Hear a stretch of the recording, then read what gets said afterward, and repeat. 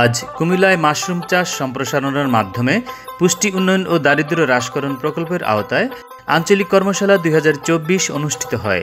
কৃষি সম্প্রসারণ অধিদপ্তর কুমিল্লা অঞ্চল কুমিল্লার ব্যবস্থাপনায় বাংলাদেশ কৃষি গবেষণা ইনস্টিটিউট আঞ্চলিক কার্যালয় কুমিল্লার সম্মেলন কক্ষে এই কর্মশালার আয়োজন করা হয়। কর্মশালায় প্রধান অতিথি হিসেবে উপস্থিত থেকে বক্তব্য রাখেন কৃষি মন্ত্রণালয়ের পরিকল্পনা অধিশাখার যুগ্ম সচিব মোহাম্মদ এনামুল হক। সভাপতির বক্তব্য রাখেন কৃষি সম্প্রসারণ অধিদপ্তর কুমিল্লা অঞ্চলের অতিরিক্ত পরিচালক কৃষিবিদ মোহাম্মদ আখতারুজ্জামান। বিশেষ অতিথি হিসেবে উপস্থিত থেকে প্রকল্পের কার্যক্রম সম্পর্কে মূল প্রবন্ধ উপস্থাপন করেন মাশরুম চাষ সম্প্রসারণের মাধ্যমে পুষ্টি উন্নয়ন ও দারিদ্র্য হ্রাসকরণ প্রকল্পের প্রকল্প পরিচালক ডক্টর মোসাম্মদ আক্তার জাহান কাকন।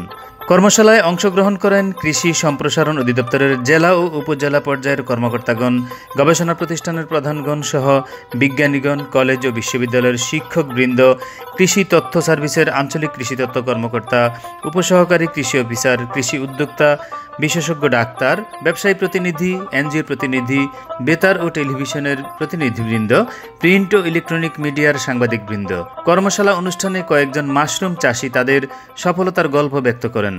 আমিও বাণিজ্যিকভাবে মাশরুম চাষ শুরু করেছি এবং আমার প্রতিদিন দৈনিক উৎপাদন 10 থেকে 15 কেজি মাশরুম আছে এবং আমার প্রতিদিনের মাশরুম প্রতিদিনই সেল হচ্ছে এবং আমার আরো চাহিদা দিন দিন বাড়তেছে। আর আমি গত 6 মাস আগে আমি বেকারত্ব ছিলাম, সবাই আমাকে বেকার বলতো।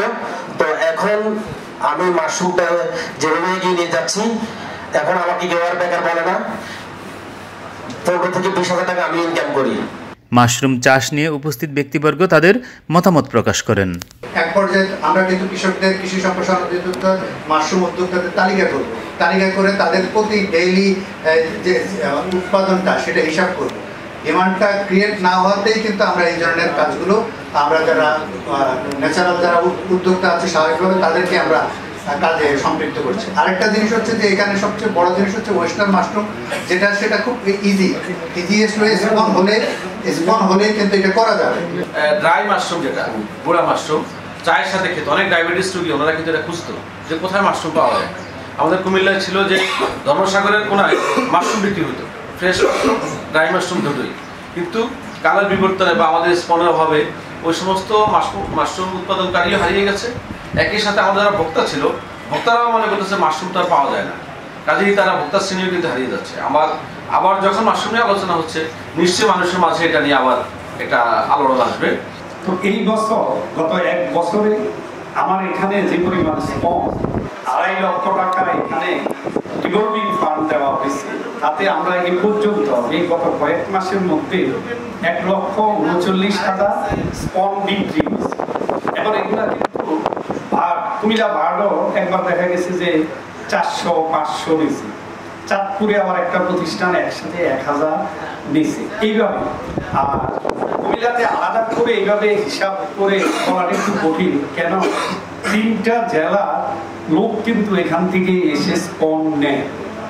তো তবে এখানে আমরা একটা সুযোগ রেখেছি যে যারাই আসে, যেহেতু আমাদের এখানে মাশরুম প্রতিনিয়ত প্যাকেট তৈরি হয়, যারা আসে তাদেরকে কিন্তু আমরা একটা ট্রেনিং দিয়ে দিচ্ছি। তাহলে মার্চ থেকে অক্টোবর মাস 8 মাস আমরা মিল্কি মাশরুম চাষ করতে পারি এবং বাকি 4 মাস ইরিঞ্জি।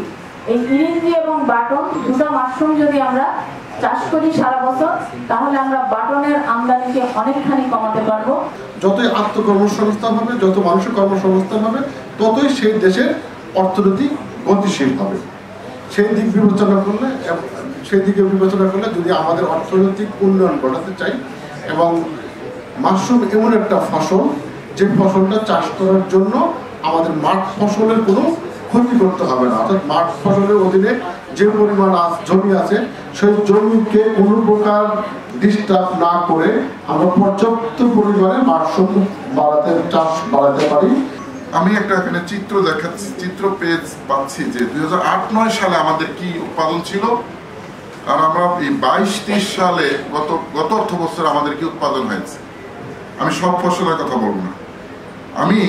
আমরা এখানে দেখতে পাচ্ছি রাইস, ধানটা আমাদের 2008-9 সালে উৎপাদিত হয়েছে 313 লক্ষ মেট্রিক টন, আর 22-23 এসে আমাদের উৎপাদন হচ্ছে 401 লক্ষ মেট্রিক টন, অর্থাৎ আমাদের 28% এই 2008 থেকে এই পর্যন্ত 28% চালের উৎপাদন আমরা বাড়িয়েছি। সবজির বেলায় উৎপাদিত হয়েছিল তখন 29 লক্ষ মেট্রিক টন, আর এখন উৎপাদন হচ্ছে আপনার 216 লক্ষ মেট্রিক টন। মাননীয় প্রধানমন্ত্রী একটা নির্দেশনা দিয়েছেন যে 1 ইঞ্চি জমিও খালি রাখা যাবে না। এই যে ওনার যে একটা ছোট্ট একটা সেন্টেন্স, একটা বাক্য, এটা অত্যন্ত গুরুত্বপূর্ণ এবং এই বাক্যটা আমরা দেখেছি যে আমাদের প্রত্যেকটা জায়গায় এটা কাজে লাগছে। আমরা শুধুমাত্র ওই জায়গায় যেগুলো অনর্বর জায়গা ছিল, যেগুলো পতিত জমি ছিল, এগুলো কিন্তু আমরা খুঁজে বের করছি। আমরা সেই জায়গাটা বের করছি। আমরা সমুদ্রের যে চর, নদীর চর, তারপর হচ্ছে আরও যে ফেলো ল্যান্ডগুলো আছে, এগুলো কিন্তু খুঁজে খুঁজে বের করা হচ্ছে। পর্যন্ত আমি মাশরুম খুবই পছন্দ করি, ব্যক্তিগত বলবো, এবং আমি চেষ্টা করি মাশরুম খাওয়ার জন্য যদি সুযোগ থাকে, কোথাও কোনো ফাস্ট ফুডে গেলে সেখানে মাশরুমের কোনো আইটেম সেটা আমি পছন্দ করি।